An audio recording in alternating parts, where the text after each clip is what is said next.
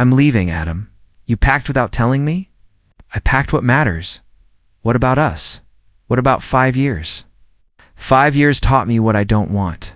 I don't understand. Talk to me, Sophia. I am talking. I want more than this. More than rent due and instant noodles or building you're dreaming. I'm done waiting. You met someone? I did. Who is he? You don't know him. Rich. Does that matter? It matters because you said money didn't. I lied to myself. To me too. I didn't promise forever. We promised try. I promised forever. That was your promise, not mine. I gave you everything. You gave me love.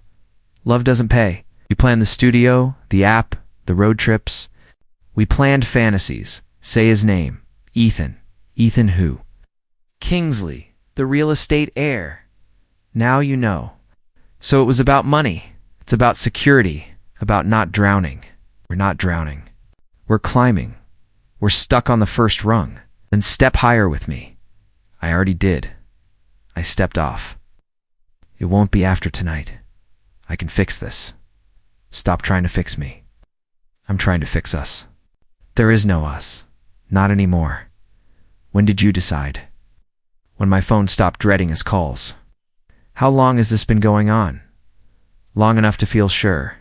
You cheated, I drifted. You slept with him. I found something you couldn't give. You mean private drivers and penthouses? I mean certainty. Certainty is a story you buy when you're scared. I'm allowed to want safety. I wanted you safe with me. You couldn't keep me safe from fear. I can learn. I don't want to be your lesson. What about the ring I saved for? You never bought it. I was waiting for the right month. Ethan doesn't wait. He buys. He decides. I decide to. I decide I'm enough for you. You're enough for you. Not for me. That's cruel. That's honest. But say the sentence that kills me. You'll never be enough for me, Adam. I felt it slice.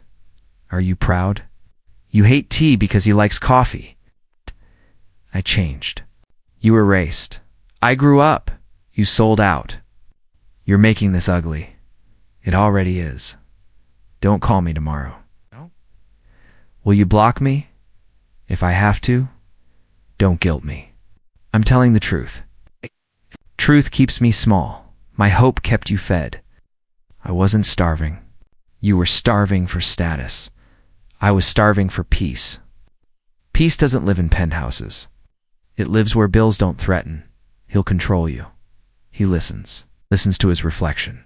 You don't know him. I know what money does to people who think they need it to breathe. Spare me the speeches. Then answer, did you ever love me? I loved the way you looked at me like I was art. Not me then, the mirror again. I loved us until loving you felt like drowning. I'm not the ocean. A man begging you to stay? Begging isn't attractive. It's honest. Honesty can still be pathetic. It'll die here. Everything will. Melodrama won't change my choice. Tell me one memory you'll keep. The night we watched meteor showers on the roof? We made wishes. I wished for a door. I wished for a home. 8. I found one. You found a lobby with a chandelier. Stop mocking. I'm protecting myself with jokes because the truth is ripping me open. Goodbye, Adam. That's it. That's it. Leave the keys. They're on the counter. Did you ever say my name to him? Of course.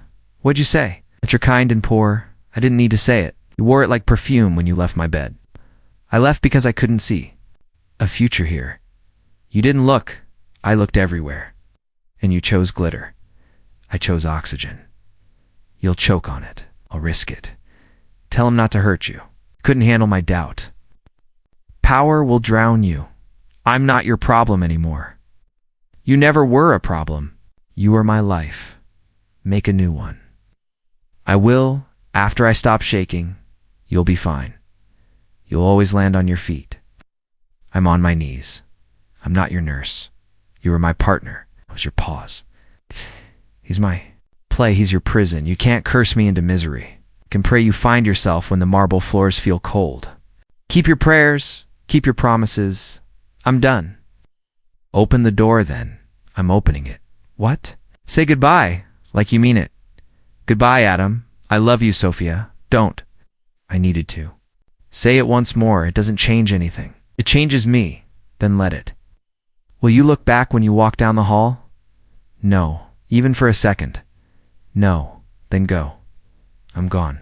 My phone buzzed. Twice, once for the photo, once for the message. Daniel glanced at me. You okay? I turned the screen toward him. Does this look like okay? He squinted. That's her? Yeah. And that's Ethan Kingsley. Apparently my replacement comes in Armani. Daniel exhaled hard. Man, that's cold. I tapped the message open. Her words were like a slow blade. I deserve a life worth living, Adam. You can't give me that. Daniel shook his head. She really sent that. Right after sending the photo, I said, my voice cracking, like she wanted proof of my failure. Delete it. Can't, you shouldn't keep poison. I need to see it. Over and over, until it stops hurting. He frowned. That's not how pain works. I'm not ready to heal yet. You think hurting yourself is going to help? I think forgetting her this fast would mean I didn't love her enough. Daniel leaned forward. Adam, you loved her too much. That's the problem. I stared at the picture again, her head against his shoulder, her smile soft, eyes lit. In a way I hadn't seen in months, she looks happy. She looks fake. You don't know her like I do. He laughed bitterly. After what she did, I think I know enough. I keep wondering if she rehearsed it the way she left. Probably did. 5 years, I muttered. And now I'm some lesson in her past. Or a stepping stone, he said. She's climbing a ladder, man. We're just a rung. I swallowed hard. Make it sound easy to hate her, it should be. It's not. I hate her and miss her in the same breath. That's the spiral talking? No, that's me being human. He rubbed his forehead. Have you slept at all? An hour here and there? And eaten coffee counts? That's not food. Neither is heartbreak, but it's filling me up just fine. Daniel sighed. You're scaring me, Adam. I'm fine, you're not. You're pale, shaking, and talking like you're in some tragic indie film. I stopped, my throat closing. I just want her to text again, even if it's cruel. He stared at me. You're chasing the knife? I want to know she's still thinking about me. She's not. She's thinking about him, his car, his penthouse. Don't say that. It's the truth. I rubbed my temples. The truth feels like glass in my hands. Then drop it. Every time I close my eyes, I hear her voice. I see her walking out. You need to get out of this apartment. Come with me to the gym. Sweat it out. I'd rather stay here and stare at my phone, waiting for what? Something, anything. He grabbed my phone. Not doing this to yourself. Give it back, Daniel. No. Not until you promise you'll block her. I'm not blocking her. Why? Because what if she needs me? Daniel's laugh was sharp. Only thing she needs from you is your absence. That's harsh. That's reality. I leaned back on the couch, feeling the weight of the last 48 hours crush my chest. I keep thinking about the time she got sick, and I stayed up all night making soup. Yeah, and she's thinking about champagne brunches now. Stop. Turning her into a villain. She made herself one. I need to know if she ever really loved me. Daniel sat back. She probably did. But people change. Or they show you who they really are. That's the part I can't accept. What? That the person I built my life around was temporary. He lowered his voice, then build again. Without her. I don't have the blueprints. Any more than make new ones? I shook my head. Every plan I had started with her. Then maybe it's time they start with you. I didn't answer. Stared at the message again, reading it until the words blurred. A life worth living. The implication was clear. Life with me wasn't worth living. Daniel glanced at me, his jaw tight. Adam, say the word, and I'll block her for you. I can't let go yet. You're holding onto barbed wire. I know. You're bleeding. I know. Then why? Because if I let go, it's over. He looked at me for a long time. It's already over. My chest tightened. Then why does it feel like she's still here? Because you're keeping her alive in your head. I don't know how to stop. You will one day. Not today. He sighed again. Softer this time. Not today. I lay back, phone clutched in my hand. Her smile burned into my mind. Her words carved into me like initials in stone. And even knowing it was killing me, I read them again.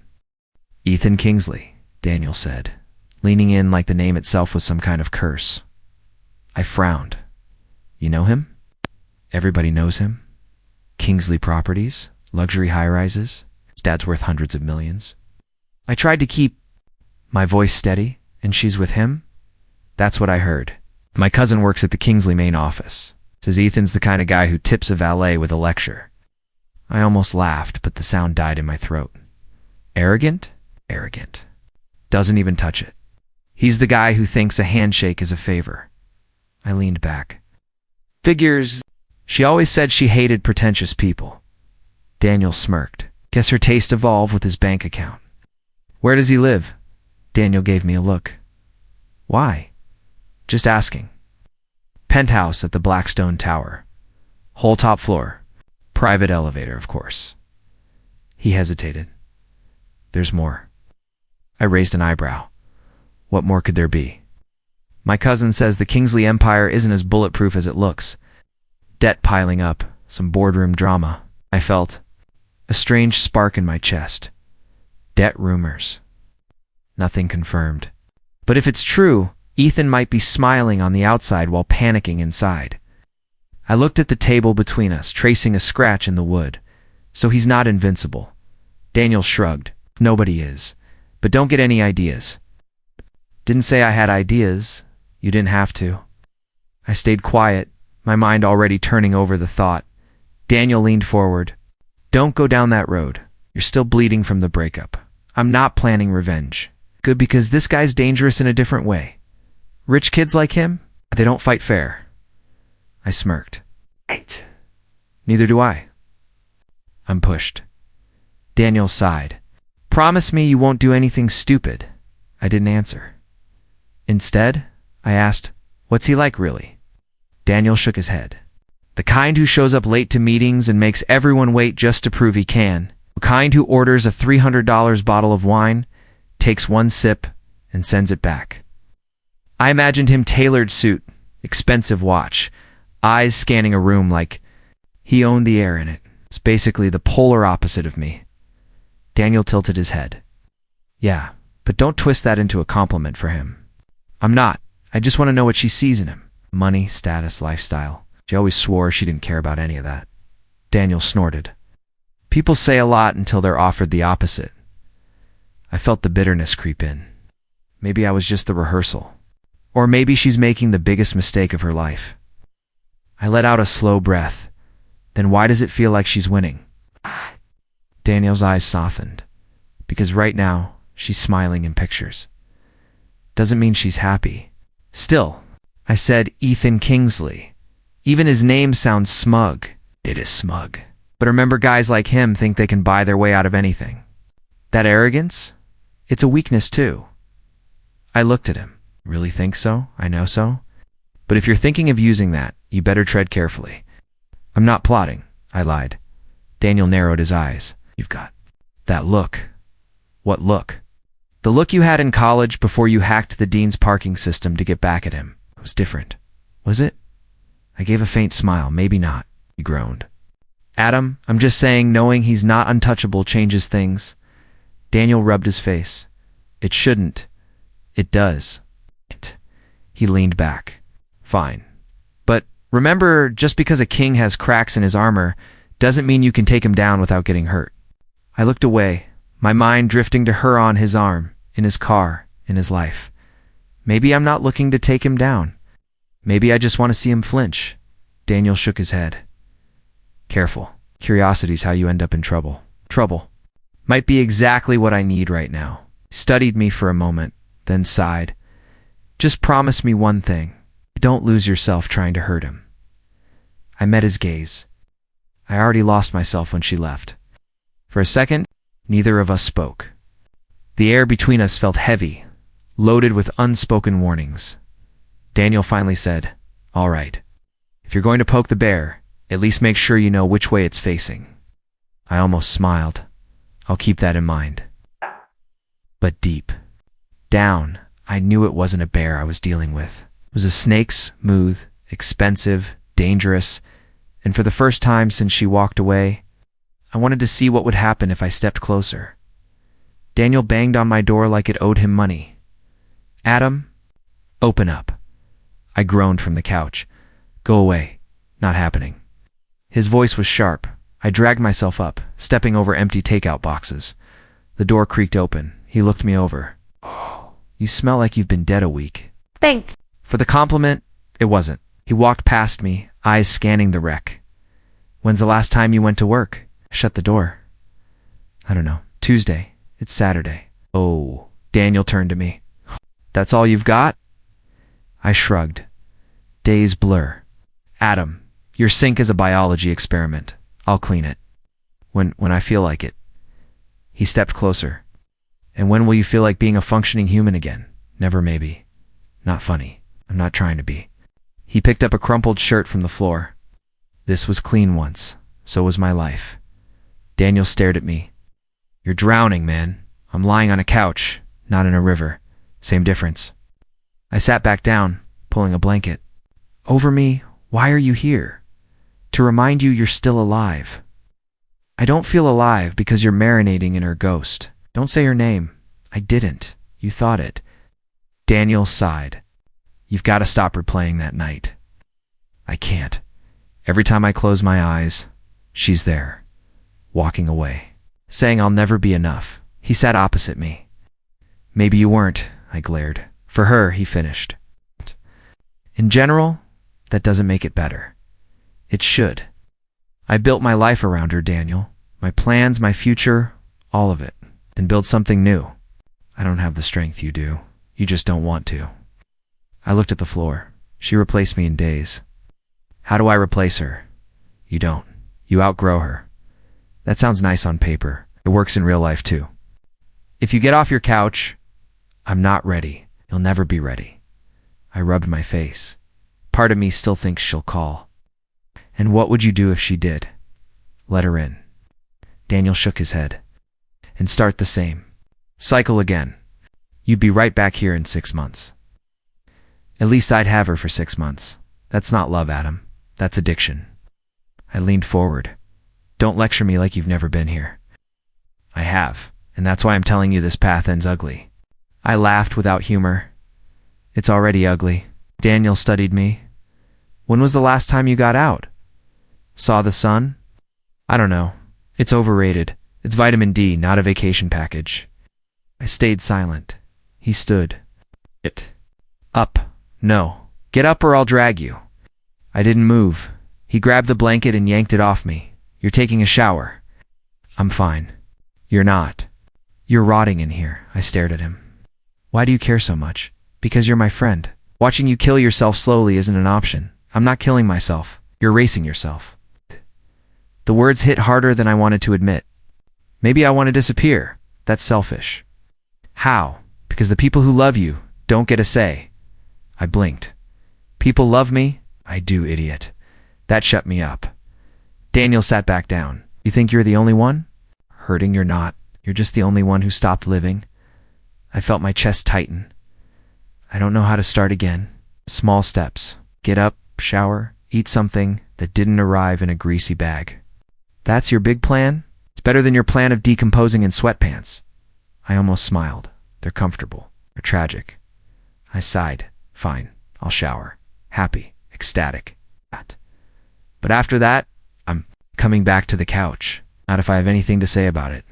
Daniel, Adam, listen to me. She's not coming back. Not the way you want. And even if she did, it wouldn't fix you. I clenched my fists. So what am I supposed to do with all this anger? Use it.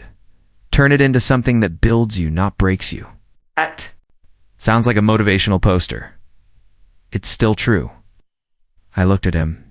"You really think I can come back from this?" "I know you can. You just have to stop staring at the closed door and notice the open ones." I let the words sink in. "And if I don't?" "Then you'll still be here 6 months from now, talking to me in the same hoodie, about the same girl, with the same empty takeout boxes around you." That image made me feel sick. Daniel stood again. "Shower now." I pushed myself up slowly. "You're bossy." "I'm right." As I headed toward the bathroom, I heard him start stacking the trash for the first time in weeks. I didn't resist the thought of movement. Maybe I wasn't ready to live again, but I was starting to realize I couldn't stay dead forever. Adam, I almost didn't recognize you, Laura said as I walked into the cafe. Yeah, it's been a while, I replied, forcing a smile. Still keeping busy? Busier than ever? Sit. What? Coffee's on me. I slid into the seat across from her. I'll owe you one. You already do, she teased. That contract work you did for me last spring saved my project. I shrugged. Just doing my job. Her eyes sparkled.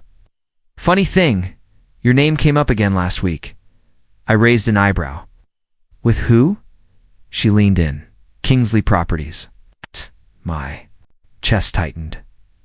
What about them? They're knee-deep in a private legal arrangement.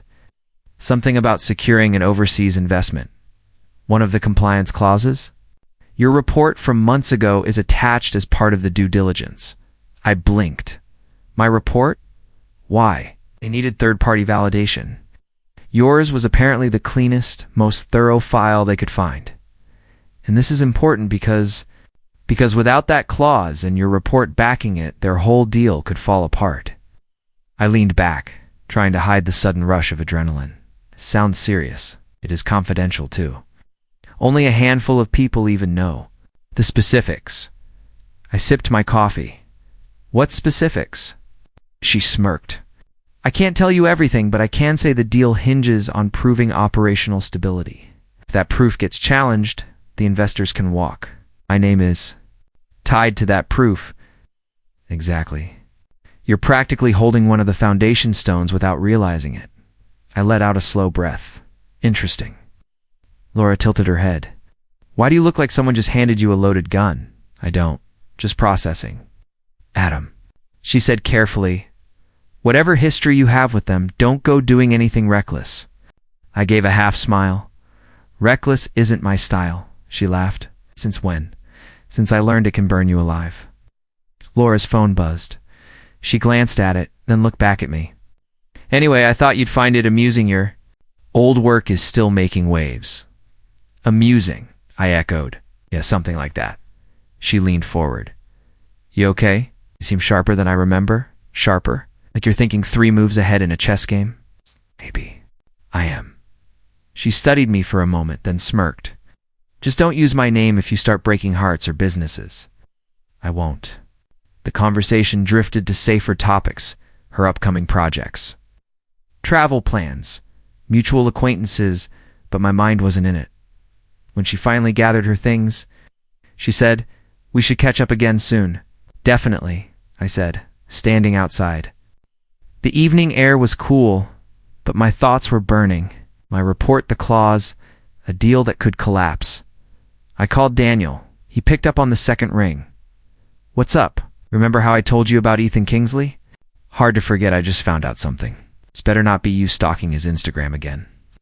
No, I met with Laura, old client Laura. She says my compliance report from months ago is part of a contract Kingsley. Properties needs to seal some massive investment. Daniel whistled. And if that report's validity is questioned, the deal could fall apart. You mean you could make it fall apart? I didn't say that. You didn't have to. I can hear it in your voice. I'm just saying it's interesting. Adam, Daniel warned, this is dangerous ground. Maybe. But it's also leverage. Leverage for what? I hesitated.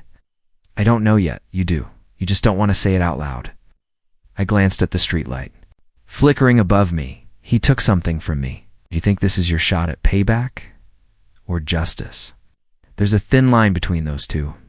I know, Daniel sighed. You sure you want to step into their world? They play with sharper knives. Sometimes you have to show you've got one too. You're not seriously considering. I'm not committing to anything. I interrupted. But I'm not ignoring this either. Promise me you'll think before you act. I always think before I act, he snorted. Always think while you're acting? I smiled faintly. Then maybe this time I'll surprise you.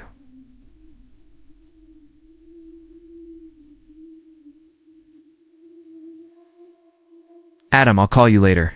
I hung up before he could argue, The city around me felt different, like I was seeing the streets through a sharper lens. I had stumbled onto a thread, and if I pulled it, I had no idea how much fabric would come undone. But for the first time in weeks, I wasn't just reacting to what life threw at me, I was holding something that could change the game. I spread the papers across my kitchen table, pages overlapping, legal jargon staring back at me like a puzzle. Daniel's voice crackled through the phone. "You actually dug it out?" "I had to see it for myself," I said. Laura wasn't exaggerating. "What's it say?" I flipped to the marked section. Clause 1 for B. If operational stability can't be proven to an independent reviewer, me. In this case, the disbursement of Ethan's trust is frozen. Daniel whistled. Frozen? As in no inheritance? As in nothing moves until the clause is satisfied, which legally could take months. And you hold the key? Technically. What? Was quiet for a beat. "Adam, that's a weapon," I finished. "Dangerous," he corrected. I stared at the signature line with my name printed beneath it. "Do you know what this means?" "I know what you think it means. But think twice before you swing that sword." I leaned back in my chair. "This isn't just a sword, Daniel. This is the one thing that could make him flinch." "And you're sure you want to go down that road?" I hesitated. That's the problem. Part of me says yes. The other part still wants to take the high road, still wants to not become her. Then maybe listen to that part. I can't. Not yet. This clause, I tap the paper, it's practically screaming at me to use it. Daniel sighed. "So you freeze his inheritance? Then what? You think she'll come crawling back?" "No. This isn't about her anymore. Don't lie. It's at least partially about her." I exhaled. "Maybe 10%. He laughed. Dryly. "Try 90. "I'm serious, Daniel. This isn't just petty revenge. It's leverage. A chance to even the scale." He lowered his voice. "Or tip it so far that you can't pull it back." I rubbed my temple. What if I just hinted to him that I know? That's still playing with fire. Maybe I want to feel the heat. That's not heat, Adam. That's a burn you won't recover from. I stood, pacing. You weren't there when she looked at me like I was nothing, like all my years. With her, we're just filler until he showed up. And hurting him fixes that. But it makes the balance feel less humiliating. Daniel groaned. "You sound like a villain, monologuing before the final act." "I'm not a villain yet." Sat again, eyes locked on the black ink of my name. This contract was just work to me when I signed it. Now it's personal. Which is exactly why you shouldn't act on it, or exactly why I should. Daniel paused. "You really think you can pull this off without it blowing up in your face?" "I think I can pull it off if I'm careful." "Well, it doesn't exist in their world. You step in, you're in the deep end." "I can swim. Not with sharks like this." I flipped another page, scanning the terms. He probably doesn't even know I'm involved. That gives me the advantage. And what do you plan to do with it? I don't know yet. But I want him to know someone else holds a thread in his perfect suit. Adam, I'm not promising action. I'm just keeping the option alive. That option could ruin lives. His life, I corrected. And what about yours if he decides to retaliate? I thought about that. And maybe I find out what kind of man he really is. Daniel sighed heavily. Or you find out you're not as ready for this game as you think. I closed the file, sliding it back into its folder. Maybe. But for the first time since she left, I don't feel powerless. That's the danger. Power feels good, too good. Not addicted to it. You will be if you use it. I glanced at the folder, then at the empty coffee cup beside it. I've been sitting in the wreckage for weeks, Daniel. But this feels like a way out. It's not a way out. It's a trap that looks like an exit. I smiled faintly. You should write fortune cookies. I'm serious. So am I. Another pause. If you do this, Adam, you can't unring the bell. I know. And you can't half-step it. Once he knows you've got this, you're in a war. I need a war. No, you need peace. Peace doesn't come to people like me. It could, if you let it. I shook my head, even though he couldn't see me. Right now, peace feels like surrender. Sometimes surrender is survival. Sometimes it's just losing. Daniel's tone softened. Promise me you'll think about it before you make any moves. I'll think. Really think. Fine. Really think. We hung up, but I stayed at the table, the folder in front of me like a live grenade. I didn't pull the pin, but I didn't put it away either. The lobby smelled like polished marble and money. I was cutting through to meet Daniel for lunch when I heard her laugh light. It's familiar, and sharp enough to stop me mid-step. I turned. She stood near the reception desk, one hand resting on Ethan's arm. His suit probably cost more than my car. Daniel noticed my stare. Don't, but I was already walking toward them. Sophia's smile faded as I got closer. Adam, Sophia, nodded, then looked at him.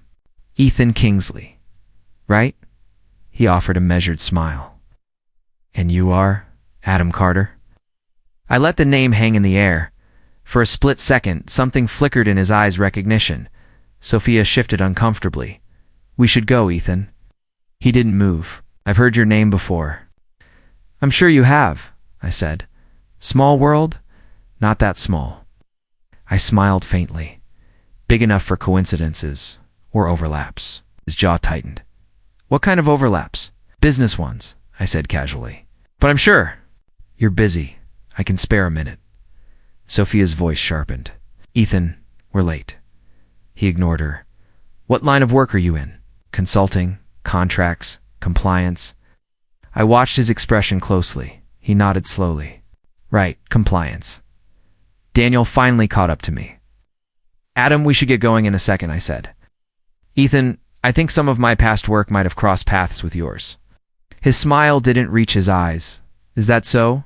I'm almost certain. Sophia's tone was icy. Adam, what are you doing here? Meeting a friend, I said. Didn't expect to run into old acquaintances. Ethan's gaze narrowed. And now that you have.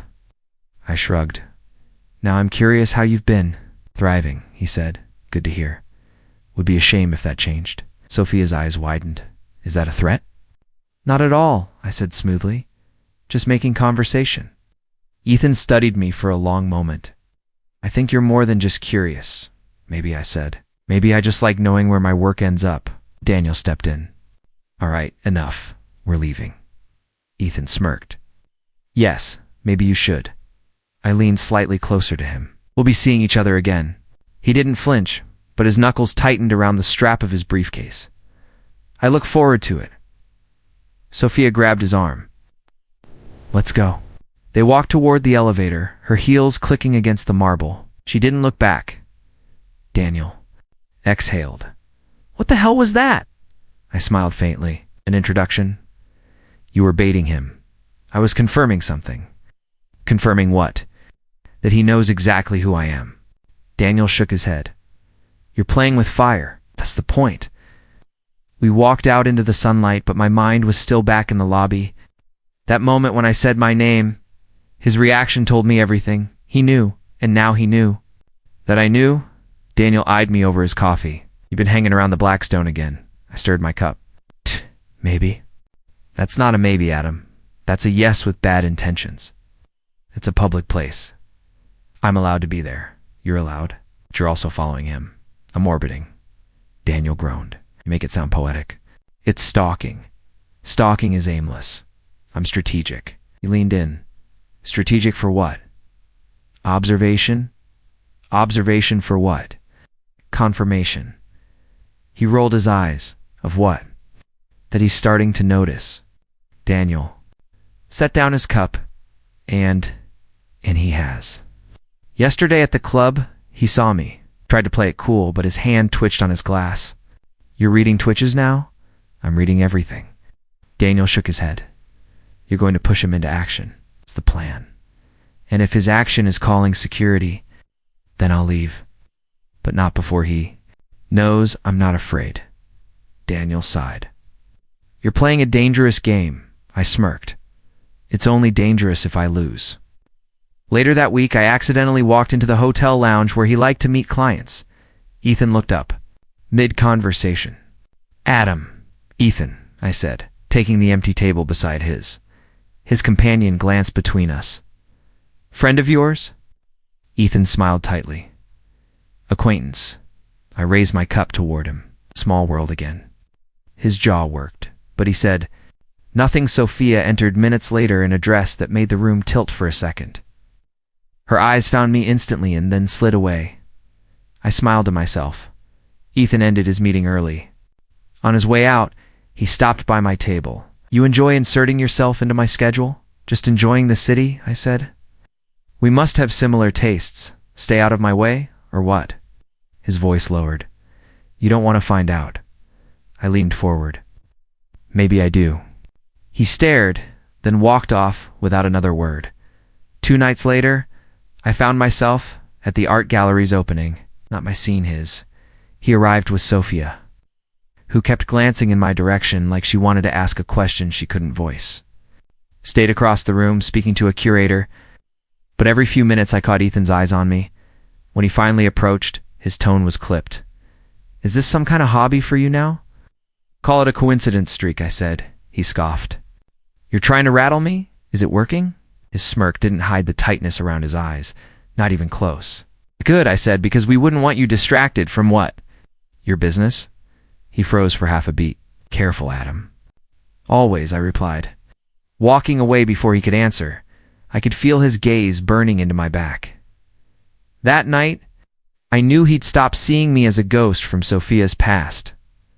Now, I was something else, something he couldn't ignore. My phone.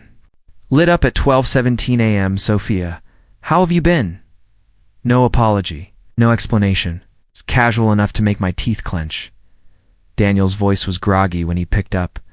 Why are you calling this late? She texted me. Who, her? Yeah, what did... She'll say, how have you been? He snorted. That's it? And you called me for that? I'm not answering. Good, don't. Want to. That's the trap talking. I stared at the screen. What if she's nope? Don't finish that sentence. You're doing fine without her. Fine, better than before. I don't ruin it. I want to know why she's reaching out now. Because she's curious. Because she's bored. Because her new guy is slipping. Pick one, I sighed. You think she's fishing? She's always fishing? The bait just changes. What? Put the phone face down. I'm ignoring it. Good. And tomorrow you'll thank yourself. But the next day, I didn't thank myself. I just kept thinking about her expression at the gallery. The way she avoided me but kept glancing over. 2 days later, another text. Sophia, I was in your neighborhood earlier. Thought about stopping by. Daniel read it over my shoulder at the cafe. She's circling. She wants something. She wants to see if she still has pull. Maybe. No. Maybe. This is a test. I took a sip of coffee. Then I'm passing by, not answering. Exactly. That night I saw Ethan at the hotel bar. Alone, I slid onto the stool next to him. No Sophia tonight? He didn't look at me. She's busy with what? He sipped his drink. Not your concern. Everything involving you two is. My concern. He turned, eyes narrowing. You enjoy needling me? I enjoy conversation. This isn't conversation. You seem tense, Ethan. Rough week. His jaw worked. Business is fine. Never said it wasn't. He stared at me for a moment, then muttered, Stay out of my way. I smiled. We keep running into each other. Maybe it's fate. Don't believe in fate. Then believe in bad timing.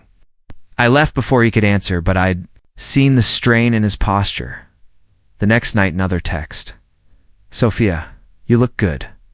Saw you at the bar. Daniel nearly spit his drink when I showed him. She's losing patience. She's used to instant responses. And you're starving her of them. Good. I shrugged. It's not about revenge. It's about balance. Telling yourself that? 3 days later, she called. I'd let it ring out. 1 minute later, another text. Sophia, ignoring me now? I typed a reply, then deleted it. Daniel called. You didn't answer, right? Oh, good. She's unraveling. It's strange. What is hearing her want my attention again? Feels different this time. Different how? It's like I'm holding the line and she's the one knocking. That's called control, Adam, I smiled. Feels good. And I didn't give it to her. I was leaving the cafe when a voice called from behind me. Adam. I turned. Ethan stood there, tailored as ever, but his smile was tight like it might crack. Ethan, I said. What brings you here? He stepped closer. We should talk. Clear the air. I raised an eyebrow. Clear the air. That's not really our style. It could be. I doubt it. His smile wavered. Look, I think we both know there's overlap between us. You mean Sophia? He shook his head. I mean business. I let the word hang. Go on. He glanced around. Not here. Walk with me. I followed him to a quiet corner by the hotel's glass wall. He kept his voice low. You've worked on something connected to my family's interests. Vague. You know what I'm talking about. I shrugged, refreshed my memory. His jaw flexed. The contract. The compliance report. Your name is on it. Ah, I said. That. Yes, that. I studied him. You seem concerned? I'm not concerned. I just want to make sure there are no misunderstandings between us. Exactly. I smiled faintly. Mean you want to make sure I don't do anything with what I know? His silence was confirmation. I haven't done anything, I said, and I'd like it to stay that way. Why? Because it matters. To me. To my family. Must matter a lot if you're here talking to me. He met my eyes. It does. I leaned back against the wall. You don't strike me as the kind of man who asks nicely. I'm asking, and if I say no? His smile returned, brittle. Then we'd have a problem. I chuckled. And we already do. He exhaled slowly. Adam, what do you want? Want? Yes. Everyone wants something. I want you to admit you're nervous. He didn't blink. I'm careful. Careful looks a lot like scared from where I'm standing. His gaze hardened. If you think holding that report gives you power over me, I don't think it. I know it. For the first time, his eyes dropped. It's just for a second, but I saw it. I'm not your enemy, he said. Funny. I thought we were past pretending. To be friends. He straightened his jacket. Then at least let's not be enemies. I'll think about it. That's not an answer. It's the only one you're getting today. He studied me, then nodded once. Fine. Think about it. As he walked away, I realized the balance had shifted. For the first time, he wasn't the one in control. Ethan arrived exactly on time, as if punctuality could make him look in control. I was already seated, coffee untouched, pen and paper in front of me. Adam, he said, sliding into the chair across from me, you've made me curious. Good. Curiosity keeps people listening.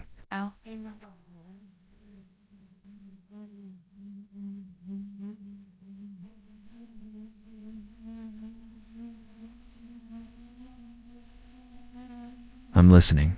I pushed the paper toward him. This is my offer. He scanned the page quickly. On the surface, this looks reasonable. On the surface, yes. His eyes flicked up to mine. And beneath the surface is where the choice becomes difficult. He leaned back. Explain. You keep your contract intact. I don't touch it. In exchange, you agree to the terms I've listed, financial and otherwise. He tapped a finger against the paper. Otherwise, you'll notice the clause about transparency. I want access to every quarterly report tied to that trust. His jaw tightened. Why? To make sure you're holding up your end, consider it insurance. That's invasive.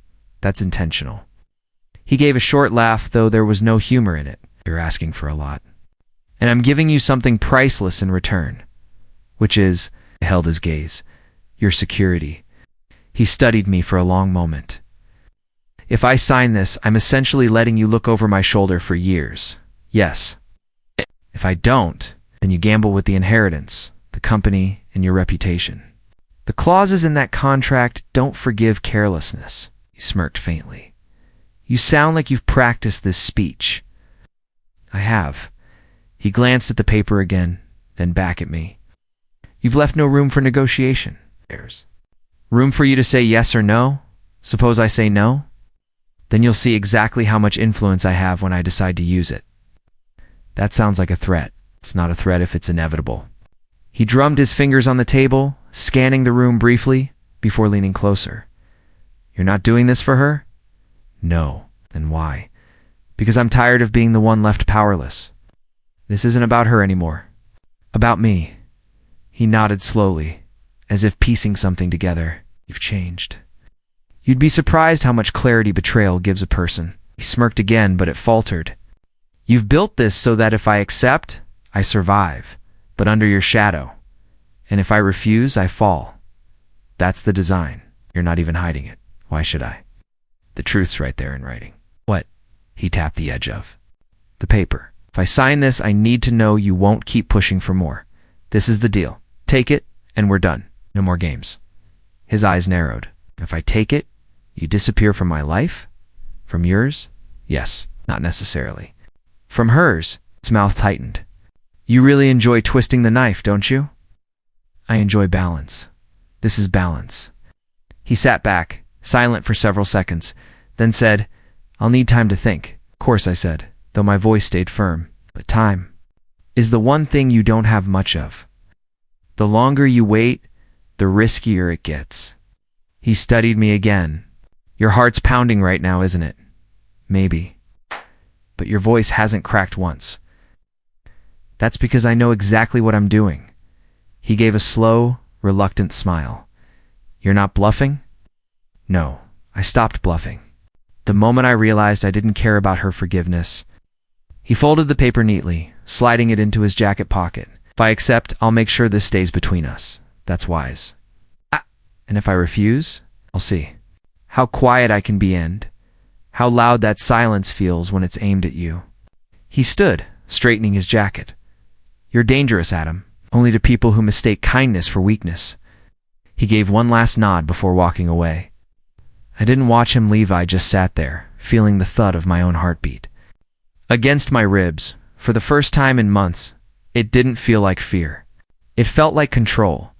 I spotted them before they saw me corner table at the hotel cafe. Her leaning forward, Ethan looking everywhere but at her. You've been distant? She said, her voice just sharp enough to draw a few glances. I've been busy, he replied, eyes fixed on his phone. Busy? She laughed, short and bitter. You barely come home. That's not true. Then prove it. He set the phone down slowly. I don't have to prove anything to you. Walked past their table, close enough to make my presence known.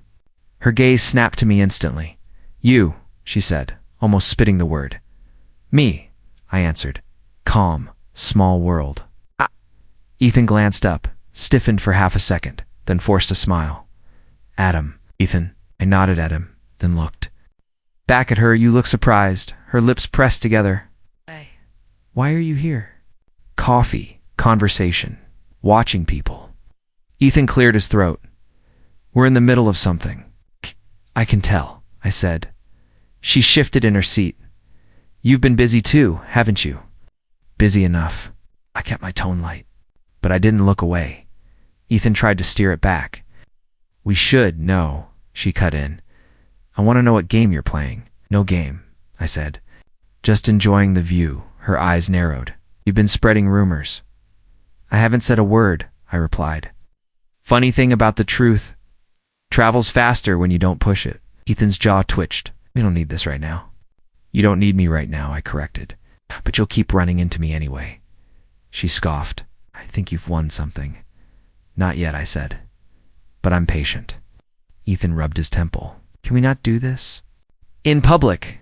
You brought her here, I reminded him. Public is what you get. Her gaze darted between us. You two have been talking. I smiled faintly. We've exchanged words.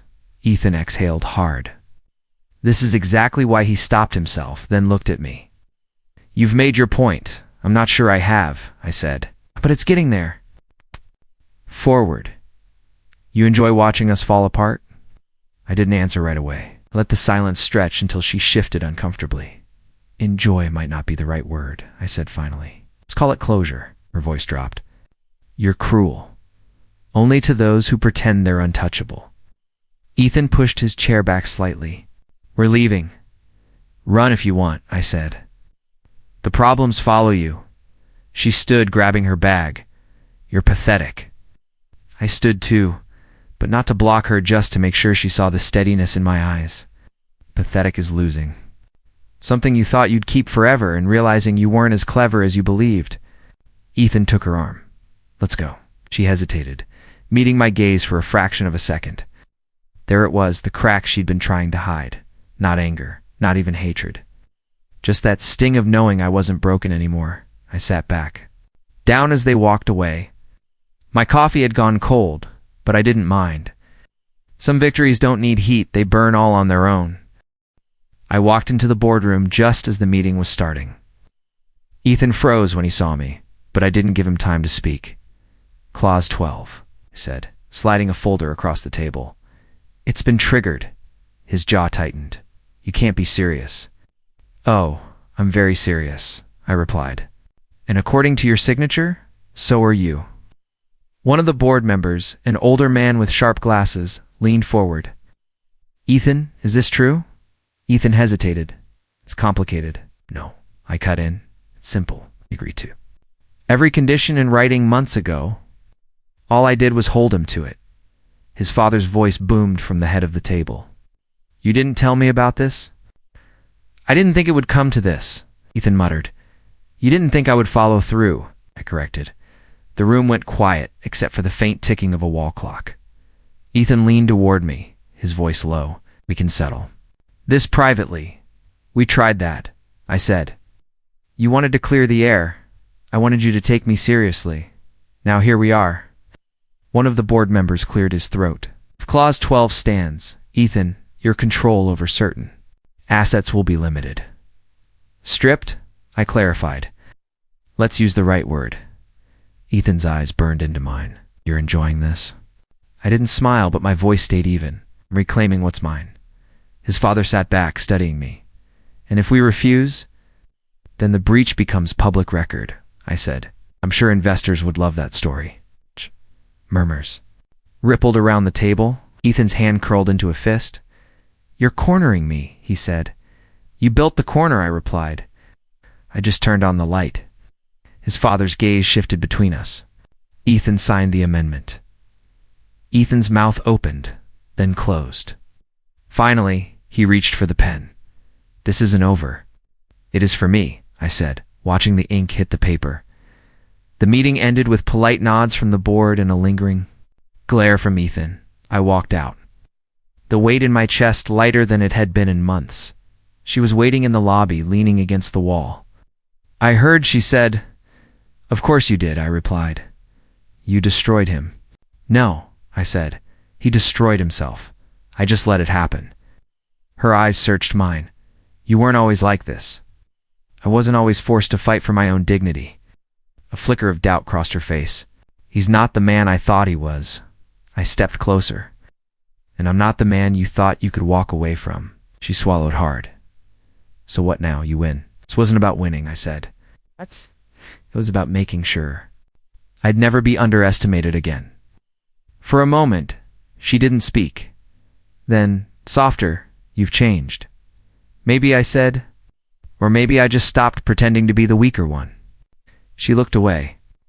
But I saw at the realization that the man she'd left was now standing taller than the one she'd chosen. I walked past her toward the exit. My steps felt steady, deliberate. The game was over. For the first time, it was. On my terms, I opened the door and froze. She stood there, hair messy, eyes red, clutching her phone like it was the only thing keeping her upright. I made a mistake, she said, voice trembling. I leaned on the frame. What do you want me to do with that? Her lips pressed together, holding back a sob. Just hear me out. I'm listening. I thought I knew what I wanted. I thought her voice cracked. I thought Ethan would be different. I kept my face blank, and I was wrong. He's not who I thought. He's cold, selfish. I feel like I don't even exist when I'm with him. Sounds familiar, I said. Her gaze flickered. I didn't come for a fight, then. Why are you here? Because I miss you, she whispered. Because I see now what I threw away. I let the silence hang between us until it felt heavy enough to crush her. You see it now, after you've burned it? I was stupid, she said quickly. Blind. I thought leaving would make me happy, but it's the opposite. Every day, it feels empty. I folded my arms. You didn't just leave. You didn't just choose him. You made sure I knew exactly how little I mattered. Her eyes watered again. I was hurt, angry. I wanted to punish you. I see now how wrong that was. Wanted me to feel small, I said. And now you're here because you feel smaller. That's not fair. It's exactly fair. She flinched. I'm asking for another chance. I shook my head slowly. You're asking me to forget everything. I can't. Do you? Can't or you won't. Both. She stepped closer, her voice desperate. I can be different. I've changed. No, you've just been disappointed. That's not the same thing. Her hands twisted together. I don't want to lose you forever. You already did, I said. The moment you walked away, that was it. She bit her lip, trying to keep her composure. I know I don't deserve forgiveness, but I'm asking anyway. I'm not holding on to anger, I said. Just don't want what we had anymore. Her eyes searched mine. So that's it? You're just done? Yes. The word hit her harder than I expected. She looked at the floor, then back at me. I thought maybe you'd still care. I do, I said. But caring doesn't. Mean going back? Her breath hitched. I don't know what to do now. That's not my problem anymore. She nodded slowly, wiping her cheek. You really mean that? I do. We stood there for a moment, the hallway around her silent. I wish you well, I said finally. Her voice was barely a whisper. That's all? That's everything I have left to give you. She blinked hard, then stepped back. Goodbye. Then, goodbye. I closed the door without another word. The quiet that followed was sharper than any insult. I knew she'd feel it long after she walked away. The night air was cool against my skin as I leaned on the balcony rail, the city lights blinking like they were in on a secret. I sipped my coffee, letting the bitterness settle on my tongue. Still awake? Mark's voice floated from inside. Yeah, I said without turning, just thinking about them. I half smiled. Really? More about me.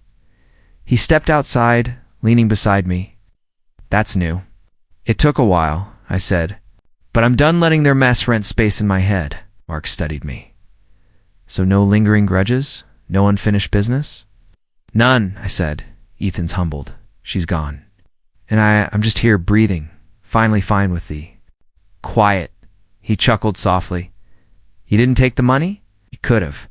I didn't need it, I said. It was never about draining him. It was about not letting them take me apart. Mark's eyes narrowed. So you think you won? I shook my head.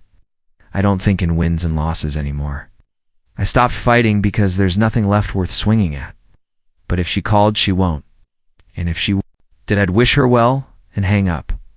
Mark laughed. Cold. No, I said. Peaceful. He sipped his drink, watching me. You seem lighter. I am. I spent months thinking closure would come when they saw me win. Turns out, it came when I didn't care if they did. It sounds like growth, or exhaustion, I said with a shrug. Either way, it works. Mark leaned closer. So, really no part of you wants to gloat? Not even a little? I smiled faintly. That part of me's quiet now. I'd like it better this way. The city hummed beneath us scars, voices, life moving on without asking permission.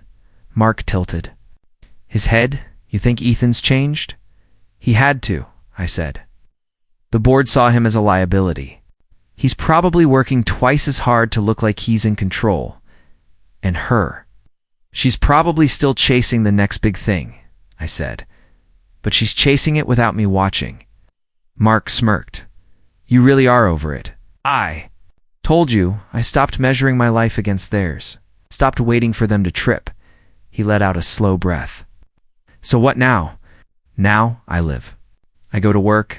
I laugh when I can. I eat good food. I sleep at night. That's it. No revenge plots. No dramatic finales. I shook my head. The finale already happened. I just didn't realize it until months later. Mark grinned. The ending. It's me on this balcony, not needing them to hurt for me to heal. Sounds boring. It's peace, I said. And peace is never boring once you've lived without it. We stood in silence for a while, the hum of the city filling the gaps. Mark finally said, "You know, I didn't think you'd get here. Neither did I. So what changed?" I got tired of replaying the same scenes in my head, I said. One day I realized they didn't deserve that much screen time in my life. Mark smiled. Guess the credits rolled, I said, glancing at the skyline. And I didn't even stay for the after scene. He laughed, heading back. Inside, don't stay out too long. It's cold. I stayed. The lights blinked, the air bit at my skin, and I realized something closure wasn't a door slamming shut. It was me, walking away from it without looking back.